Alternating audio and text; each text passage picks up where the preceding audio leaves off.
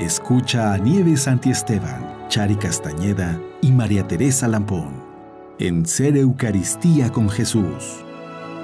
Es nuestro amor al Hijo único el que nos salva glorificándole, manifestándonos las riquezas de su amor en la Eucaristía. Ser Eucaristía con Jesús. Nos da el que le amemos a Él y glorifiquemos al Padre, fuente y término supremo de este amor. Ser Eucaristía con Jesús. Aquí, por Mundo Católico, construyendo la civilización del amor. Buenas tardes, bienvenidos a Ser Eucaristía con Jesús. El día de hoy me vuelve a acompañar Tere Lampón. Bienvenida, Tere. Gracias, Chari. ¿Cómo están? Que la paz del Señor esté con todos ustedes. Que bueno, pues hoy tenemos un programa también muy lindo. Vamos a hablar de un gran santo, un santo mártir, un santo que yo siento muy cercano porque, bueno, vivió durante la primera mitad del siglo pasado y su historia de vida y sobre todo la forma en que muere es, además de ser muy fuerte, es muy cercana a muchas personas. Entonces, el día de hoy vamos a hablar de San Maximiliano María Kolbe. Perfecto, Chari, nos interesa mucho saber de este gran santo enamorado de nuestra Madre Santísima, sobre todo, ¿verdad? Pero queremos conocer un poco de historia, las fechas, etcétera, de cómo se desarrolló su vida. Exacto. Y ya platicaremos en el inter del programa todo lo que él vivió, ¿verdad? En esta gran aventura de vida en la mano de nuestra Madre Santísima. Exactamente, esta es una de las características, bien lo acabas de mencionar, que lo diferencian de otros santos, ¿no? El amor tan grande y la confianza tan grande que tenía por María Santísima. Desde pequeño. Exacto. Desde pequeño. Y bueno, ahorita vamos a leer un poquito más. Él fue hijo de María Dabrowska y Julio Kolbe, que ellos eran terciarios franciscanos, entonces eran personas que estaban muy cercanas a la iglesia, amaban mucho a Jesús y ese amor se lo van a transmitir a toda su familia, especialmente a sus hijos, que vamos a ver que sienten ese llamado desde temprana edad por seguir a Jesús. Él nace en Polonia en el año de 1894, el 8 de enero. En ese entonces Polonia pertenecía a Rusia.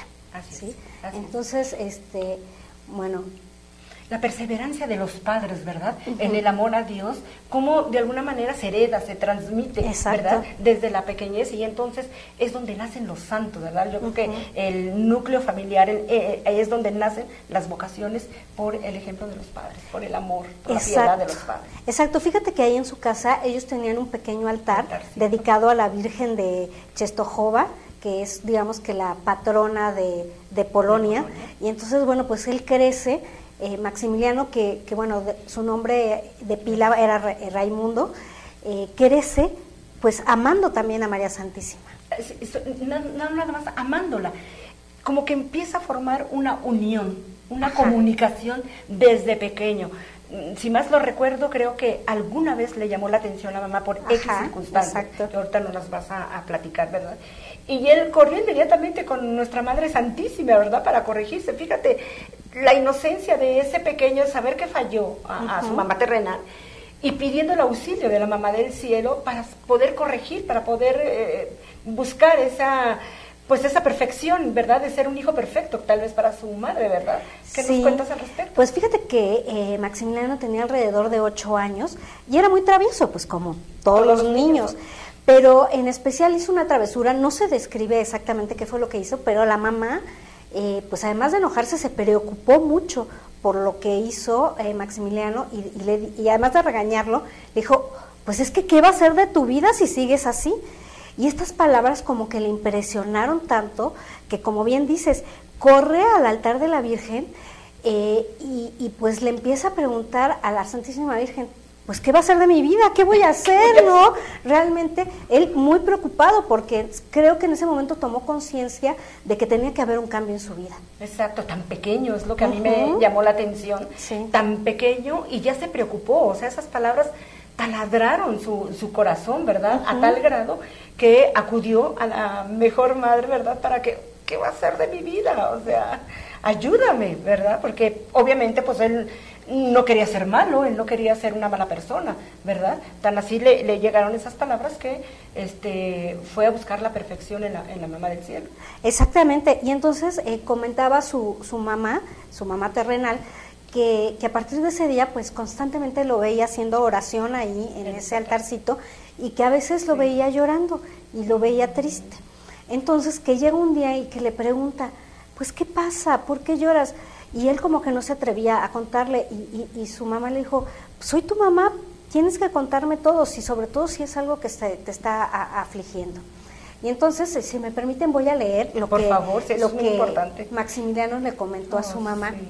Le dice, mamá, cuando me reprochaste, pedí mucho a la Virgen que me dijera qué es lo que sería de mí. Lo mismo en la iglesia, le volví a rogar. Entonces se me apareció la Virgen, teniendo en la mano 2 coronas, una blanca y otra roja.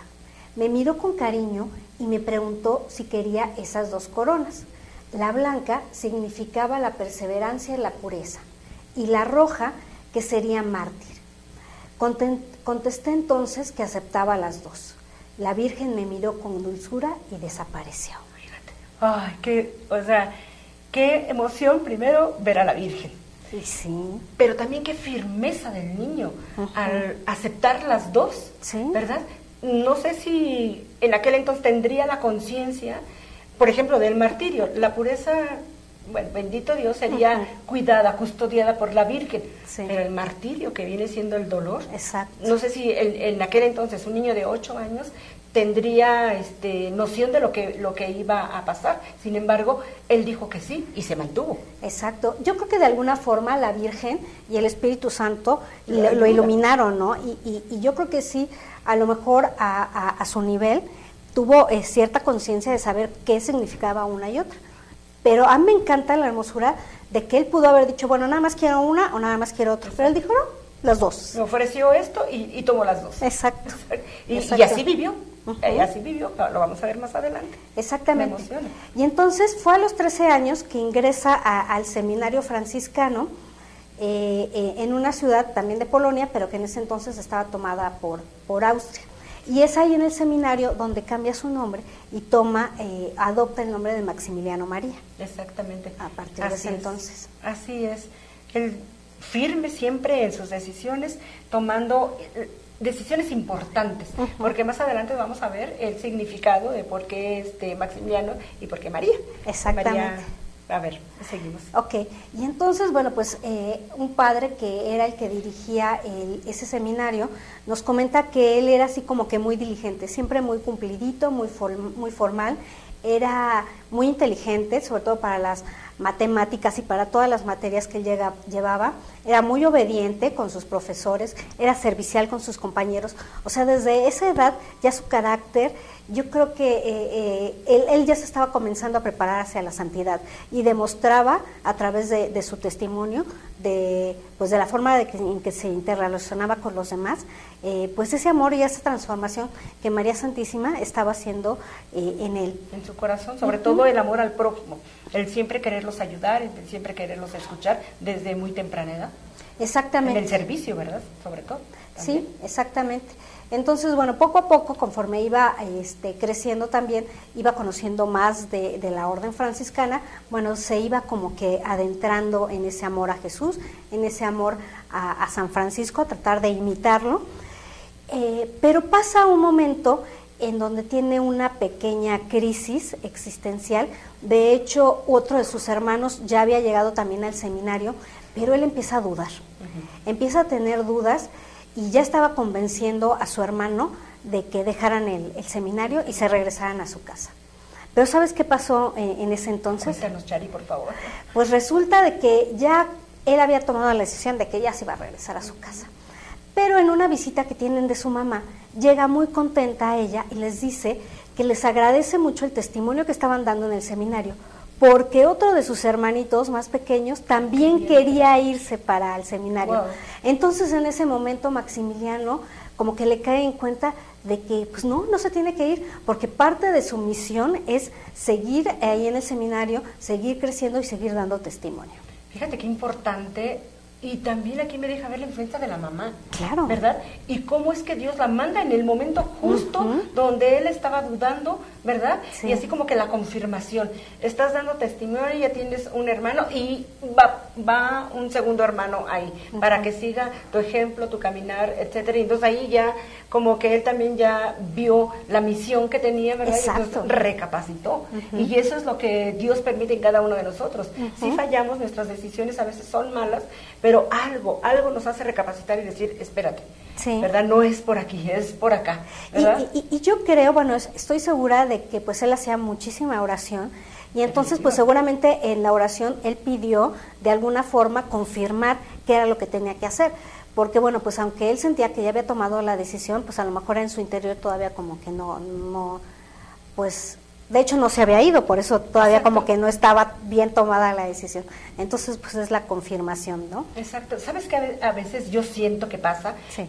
Mientras más leo la vida de los santos, yo siento que no es que duden, sino que su alma, su espíritu pide más.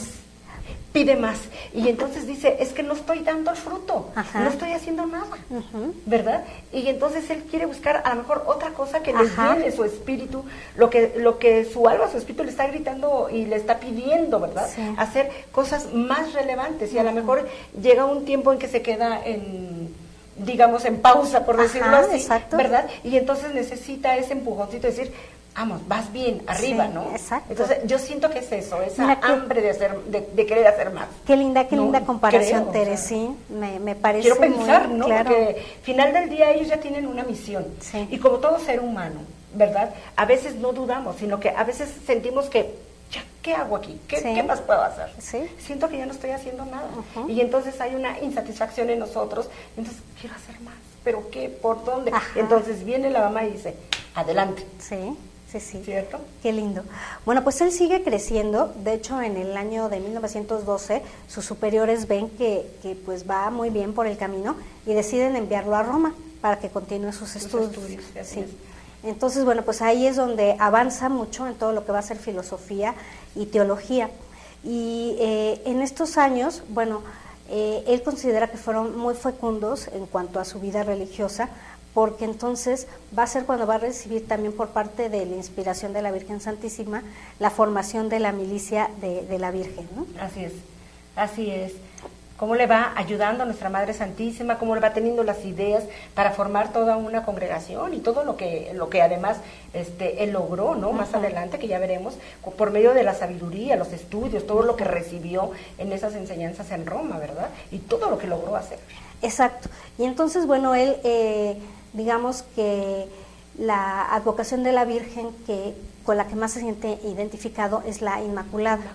Sí, entonces va a llamar a su movimiento, por decirlo de alguna forma, que ahorita vamos a comentar más adelante, es la milicia de la Inmaculada. Y un poco después, en el año de 1918, él es ordenado sacerdote.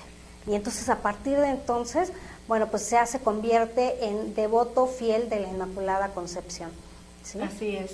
Y bueno, aquí también nos muestra, ¿verdad?, cómo es que no nada más te quiero, María Santísima, no nada más, sino también te quiero mostrar a los demás. Exacto. Quiero que todos los demás vivan o aprendan a vivir cómo es que de la mano tuya, Madre, pueden lograr tantas cosas. Y es que yo hablo decir, han logrado tantas cosas, porque él logró hacer muchísimas cosas que más adelante tú nos vas a platicar, que tuvieron gran relevancia y que dejaron, ¿verdad?, una historia tremenda, una enseñanza en todos sus hermanos de su congregación, ¿verdad?, que defendieron eso hasta que llegó la bomba, ¿verdad?, que terminó con la editorial y todo eso. Pero platícanos, siempre me adelanto mucho a los hechos, es que me emociono saber Sí. todo lo que él ha hecho, pero pues sí, vale la pena escuchar y aprender todo esto que logró paso a paso, porque así es nuestra vida, Claro. ¿verdad? Querer aprender, a veces queremos correr cuando no sabemos dar los pasos, y Sí. él fue paso a paso. Sí, hay que recordar que Jesús, que Dios mismo nos va preparando, ¿no? Y Así entonces, es. como tú lo acabas de decir perfectamente, a veces queremos correr, pero no estamos listos. Exacto. Y por eso caemos. Ajá, y Dios, que sabe cuáles son los tiempos necesarios, nos tiene paciencia y nos dice, a ver, no, vamos poco a poco, vamos a llegar ahí, seguro vamos a llegar. Y en nuestro corazón lo sabemos, ¿no? Que tenemos que lograr ciertas cosas o que tenemos que llegar a tal situación, pero Dios nos va a preparar. Nos enseña a dar los pasos firmes, También, ¿verdad? también. Porque a lo mejor a veces nosotros queremos brincar, queremos ir brincando, pero en el brincar nos vamos a caer. Y entonces, si adelantamos 5 brincos, vamos a retroceder 7, ¿verdad? Por nuestra necedad. Sí, pero exacto. el Señor nos dice, tranquilas, no teman, despacio, ¿verdad? Y ahí firmes. Claro.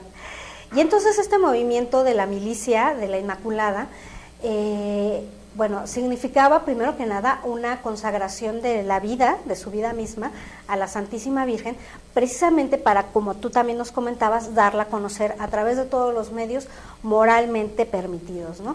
Aunque se consideraba que era como un ejército, no iban a luchar, no iban a tomar las armas, nada de violencia, sino a través de la paz, el amor, la misericordia, dar a conocer al mundo quién era María, que ella, a través de su amor infinito, siempre nos va a llevar a Jesús.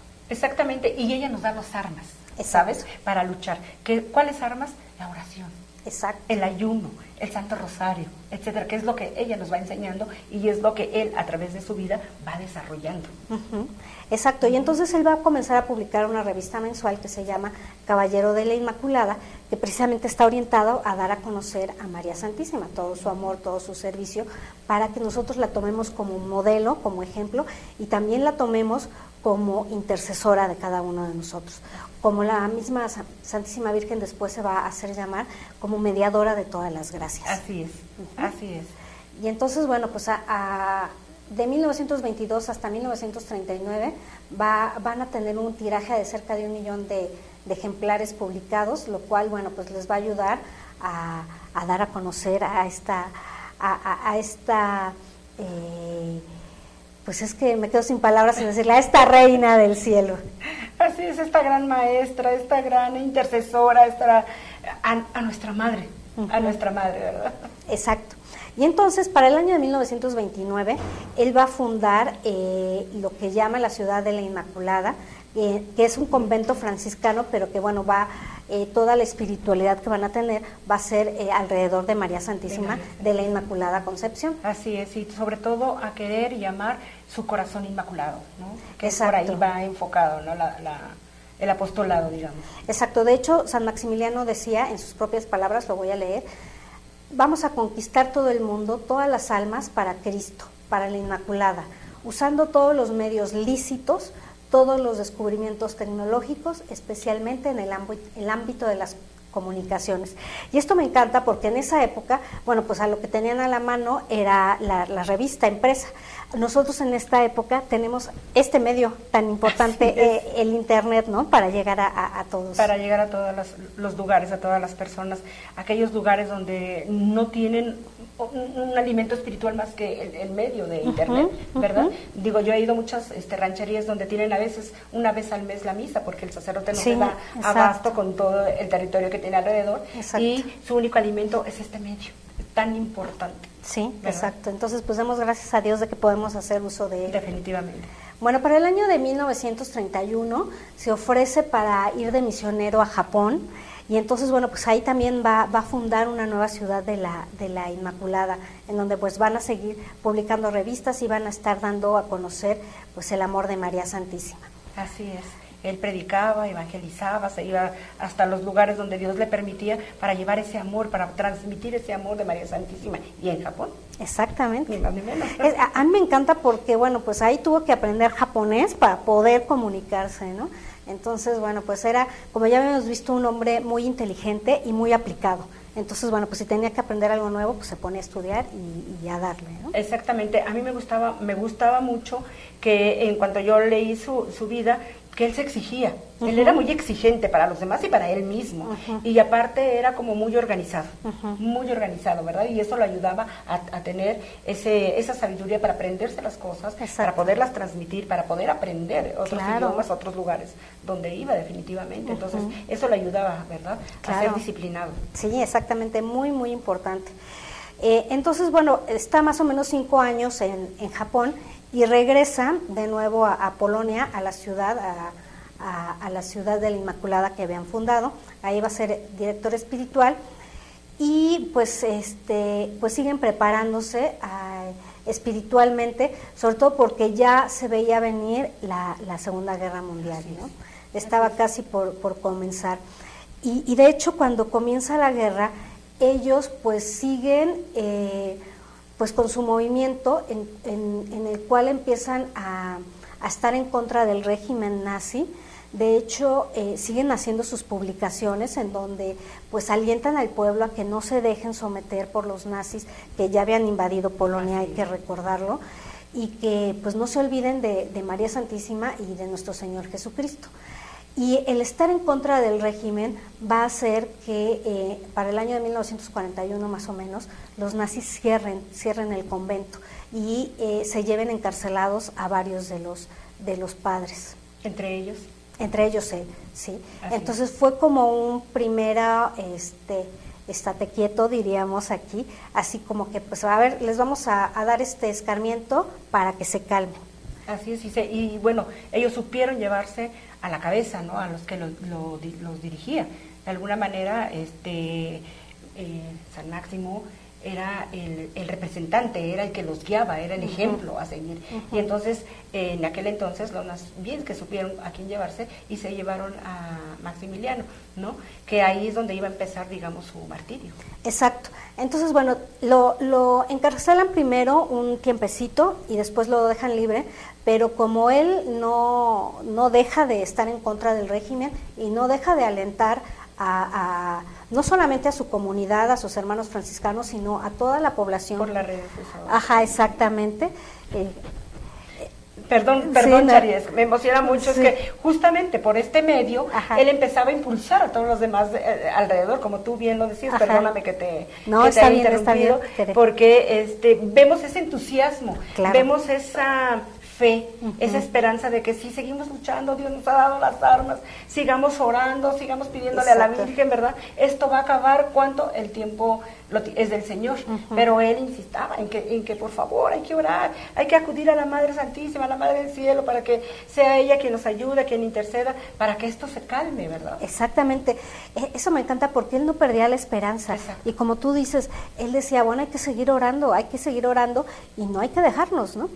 Y entonces, bueno, pues como él sigue publicando sus revistas y sigue dando a conocer estas ideas, pues ahora sí que lo encarcelan definitivamente y se lo llevan al campo de conservación, de concentración en Auschwitz.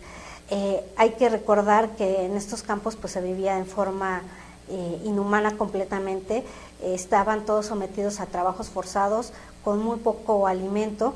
Y bueno, pues perdían prácticamente su dignidad como personas, ¿no? Ahí en lugar de un nombre, pues les daban un número. San Maximiliano tuvo el número 16.670, que durante su estancia ahí era como se iba a conocer. Así no nada más fue esa marca que le pusieron, sino también perdió el hábito que para él era pues sagrado, ¿no? Ya desde el momento, y se me figura, ¿no? Cuando le quitaron a Jesús sus vestiduras, ¿no? O sea, él vivió algo similar cuando le quitaron su hábito para ponerle un uniforme, ¿no? Y un número, eso fue, me imagino que debió haber sido terrible, ¿no? Para Maximiliano, ¿no? En aquel entonces. Exactamente, pero bueno, pues él no se desanima, él sigue haciendo oración y en forma oculta y secreta, él sigue, pues llevando a cabo su ministerio, sigue impartiendo los sacramentos, sigue haciendo misas, sigue celebrando de alguna u otra forma sin que se den cuenta los soldados que los tienen ahí apresados. Algo que me encanta, que también he leído sobre su tiempo en el campo de concentración, es que bueno, todos sabemos o hemos visto en películas y demás, que les daban pues una mínima ración de pan o de sopa o una papa o algo así. Pues él se las ingeniaba para compartir su comida, ¿no? Ajá. Entonces a lo mejor lo partía a la mitad, se quedaba con un pedacito y le daba el resto de su comida para alguien que él sabía que lo necesitaba, que debía tener fuerzas o que estaba muy enfermo. Igual, muchas veces también lo mandaron a la enfermería porque estaba enfermo, y él decía, ¿sabes qué? Mira, yo sé de fulanito de tal que está mucho más enfermo que yo, le cedo mi lugar, no me lleves a mí, o llévalo a él. O a veces que de plano le decían, si estás muy enfermo, tienes que ir porque te tienes que reponer para seguir trabajando. Pues él, a pesar de hacer colas enormes, porque era mucha gente la que llegaba a la enfermería, sí, él lo veía muy paciente, siempre muy tranquilo. Si había alguien por ahí desesperado, decía, pásale tú primero, yo espero. Él estaba lleno de Dios. Por eso es que podía tener esa paciencia, ese amor, por eso podía tener ese olor de santidad ya en ese momento. Esa fortaleza. Exacto. Para resistir, porque recordemos, aquí hay dos cosas. Hay que recordar que él estaba enfermo de tuberculosis. Él constantemente tosía, salía sangre, pero él no le daba esa importancia. Y qué fortaleza que solamente viene del Señor para soportar, porque ella estaba enfermo desde que estaba en el convento. Cuando llega ahí en ese lugar donde efectivamente no hay alimento, no hay agua, si por lo menos una vez al día recibían agua y no la cantidad que ellos necesitaban. Entonces eso te lleva a pensar que la fortaleza de Dios es lo que lo mantenía íntegro, porque había otras personas que estaban más débiles, y ahí nos damos cuenta, con Dios y sin Dios. Sí, exacto. No, una vida con Dios, una vida sin Dios, una vida débil, una vida frágil, física, emocional, mental, espiritual, y una vida fuerte, en la fortaleza del Señor, que viene teniendo esa fortaleza espiritual, física, emocional y mental, porque se mantuvo ecuánime. ¿Sí? No perdió nunca ni la esperanza, ni el control de sí mismo en la desesperación, no se dejó llevar en la desesperación, al contrario, ayudaba a los demás. Y la segunda que quería mencionar es, en aquellos tiempos el pan que les daban era pan ácimo.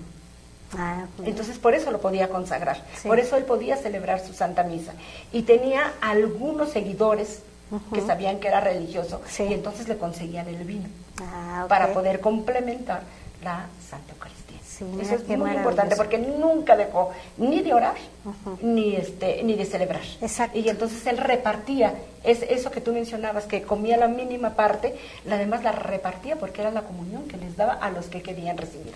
Y eso también me encanta, porque después muchos compañeros que van a sobrevivir, van a dar su testimonio de esa época y van a comentar cómo pues obviamente esto les ayudó muchísimo, esa fortaleza o el recibir la Eucaristía, cómo les ayudó también a seguir resistiendo y a sobrevivir durante esa época, ¿no? Así es.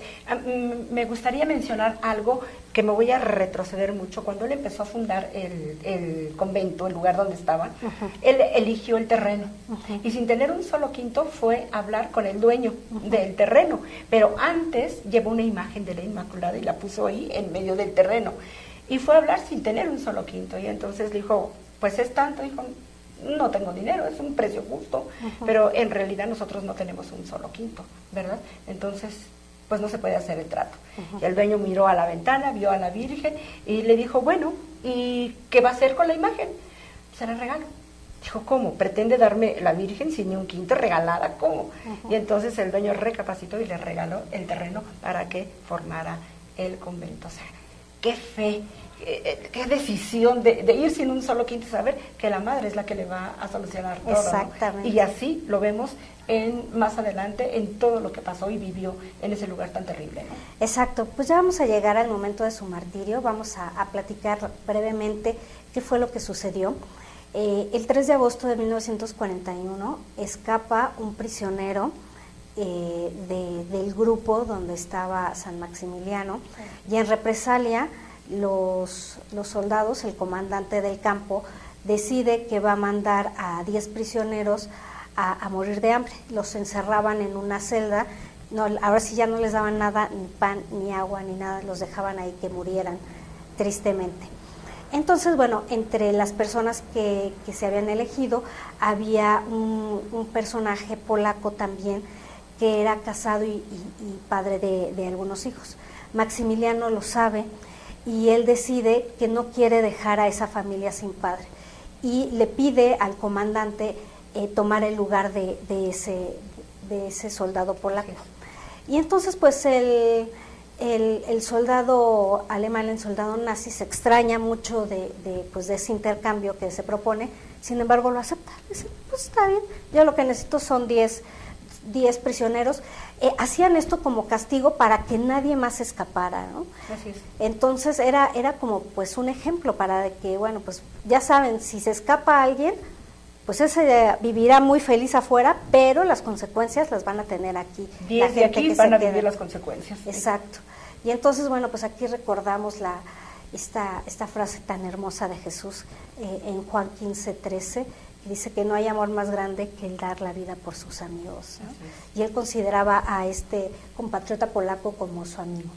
Bueno, pues entonces los mandan a una celda de castigo donde pues no había luz, donde nada más estaban pues ellos, seguramente donde había ratas o insectos, ha de haber estado espantoso. Y el tiempo que generalmente dejaban a la gente ahí eran máximo 10 días, porque más de eso no aguantaban.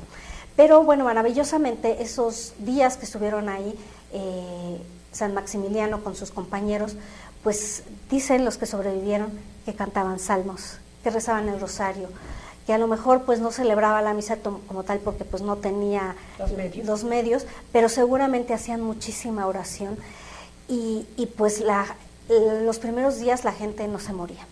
Entonces muchos empezaron a sobrevivir, ya después de varios días pues sí, ya empezaron a morir todos, pero después del día 10, que es cuando llegan los nazis a ver, suponían que ya estaban todos muertos porque ya no oían esos cantos, ya no oían las voces, llegan con la sorpresa de que San Maximiliano sigue vivo, sigue todavía vivo. Exactamente, él sobrevivió a todo ese martirio y solamente pues le quitaron la vida y así solamente fue cuando... Exacto, le inyectan le ponen una inyección letal para que pues ahí sí ya no haya de otra que se muera, ¿no? Porque además iban a necesitar la celda, entonces exactamente, decían, necesitamos aquí este espacio, ya necesitamos que lo dejen libre, y entonces dijeron, bueno, pues no se muere con nada, pues lo vamos a tener que matar ya, como sea. Y el 14 de agosto es cuando lo asesinan y pues lo mandan a incinerar a los hornos, ¿no? Entonces, pues su cuerpo quedó hecho cenizas y se pues propagó por todo lo que es el campo de concentración.